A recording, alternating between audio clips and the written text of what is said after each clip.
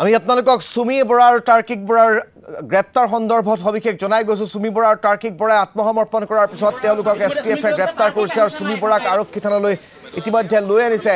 আমি সেই পৰিৱেশ আপোনালোকক দেখুৱাইছিলোঁ। ডিব্ৰুগড় সদৰ আৰক্ষী থানালৈ কিছু সময় পূৰ্বে লৈ আনিছিল আৰু তাতে যি উদ্ভট মন্তব্য কৰিছিল এই গোটেই বিষয়টো সন্দৰ্ভত ডিব্ৰুগড়ৰ আৰক্ষী অধীক্ষকগৰাকীয়ে যে তেওঁ নাজানে যে প্ৰকৃততে তেওঁ সুমি বৰা আৰু যিগৰাকী সুমি বৰাৰ স্বামী ফটোগ্ৰাফাৰ তাৰ্কিক বৰাই আত্মসমৰ্পণ কৰিছিলে, তেওঁলোকক গ্ৰেপ্তাৰ কৰা হৈছে সেই কথা নাজানো বুলি মন্তব্য কৰিছিল। আমি তাৰ পোনপটীয়া দৃশ্যাংশ আপোনালোকক দেখুৱাইছিলোঁ, পোনপটীয়াকৈ ভাষ্য আপোনালোকক শুনোৱাইছিলোঁ। এতিয়াও তাৰ্কিক বৰাক লৈ অনা হোৱা নাই সেই স্থানলৈ, ডিব্ৰুগড় সদৰ আৰক্ষী থানালৈ তাৰ্কিক বৰাক এতিয়াও লৈ অনা হোৱা নাই। তাৰ্কিক বৰাক ক'ত ৰখা হৈছে সেয়া ডাঙৰ প্ৰশ্ন। কিন্তু কথাটো হৈছে যি যোৰহাটৰ বাসগৃহ আছে তাৰ্কিক বৰাৰ, সেই যোৰহাটৰ বাসগৃহত তাৰ্কিক বৰাই আত্মগোপন কৰি থকা বুলি বিভিন্নজনে সন্দেহ কৰে। বিগত দিনকেইটাত যোৰহাটৰ সেই পিতৃৰ ঘৰতেই তেওঁ আত্মগোপন কৰি থকা বুলি ইতিমধ্যে বিভিন্ন লোকে মন্তব্য কৰে। কিন্তু তেওঁৰ যিসকল আত্মীয় বা তেওঁৰ যিসকল পৰিয়ালৰ লোক তেওঁলোকক সোধা পোছা কৰাত কিন্তু সেয়া অস্বীকাৰ কৰিছে।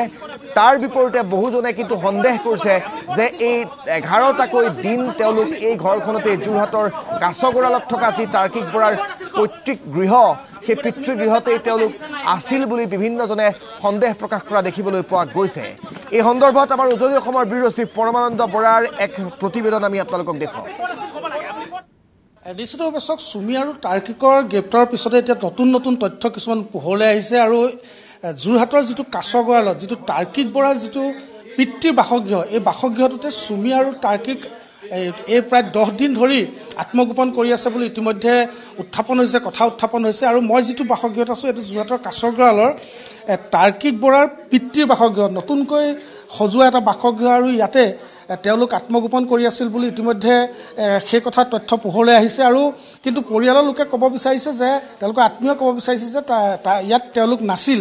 কিন্তু আটাইতকৈ ডাঙৰ কথা যে এই যিখন ঘৰ, এই ঘৰখনৰ চোতালতে কিন্তু তাৰ্কিক আৰু সুমি বৰাৰ যি বিবাহৰ যি ৰিচিপশ্যন গাঁৱৰ ৰাইজৰ মাজত দিছিল, সেই বিবাহৰ ৰিচিপশ্যন কিন্তু এই ঘৰখনৰ চোতালতে হৈছিল। ইয়াত তেখেতৰ আত্মীয় আছে, আমি আত্মীয়ৰ লগত অকণমান কথা পাতিম। তেওঁলোকে কিন্তু আত্মীয় কথাটো অকণমান বেলেগ ধৰণে কৈছে, কিন্তু তথাপিও এয়া পিতৃগৃহ আৰু তাৰ্কিক বৰাৰ পিতৃগৃহ আৰু পিতৃগৃহতে আত্মগোপন কৰি আছিল বুলি যিহেতু কথা উত্থাপন হৈছে, এটা নতুন গৃহ। মই আপোনাক সুধিব বিচাৰিছোঁ যে প্ৰকৃততে ইতিমধ্যে তেওঁলোকে কৈছে যে ইয়াত তেওঁলোক আছিল, আপোনালোকে কি কয়? আমি এইটো অসত্য বুলিয়ে ক'ম, কাৰণ তেওঁলোক নাই অহা। সুমি বৰাৰ বিয়া বিয়া দিনাখনেই তেওঁ গুচি গৈছে, তেতিয়াৰ পৰা ধৰি আমাৰ ইয়ালৈ অহা নাই তেওঁ। ইয়াৰ ৰিচিপশ্যন হৈছে। গৈছিল আমি গুৱাহাটীলৈ গৈছিলোঁ। গাঁৱৰ মানুহৰ ৰিচিপশ্যন হৈছে। পুলিচ আহিছিলে? নাই পুলিচ নাই। সেইটো এতিয়া তেওঁলোকেহে জানিব, আমিনো কেনেকৈ জানিব। যিটো নাই অহা যিটো এইটো আমাৰ সৌমা ঘৰ, দেউতাকৰ ঘৰ। আমাৰ মানুহজনে মই থাকোঁ। মামাহঁত বিহুৱে চিহুৱে আহে বা কাৰোবাৰ ঘৰত বিয়া চিয়া পাতিলে মাতিলে মামাহঁত আহে।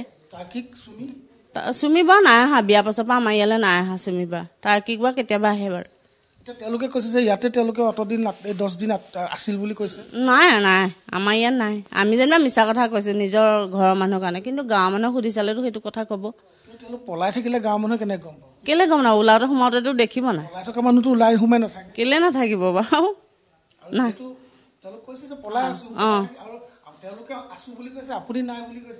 সেইটো তেওঁ যিটো সত্য মই সেইটোৱে ক'ম, কাৰণ মামাই মোক সদায় কয় মিতালী সদায় সঁচা কথাহে ক'বা। সেইটো এটা তেওঁলোকেহে জানিব, আমি কেনেকৈ জানিম বাৰু?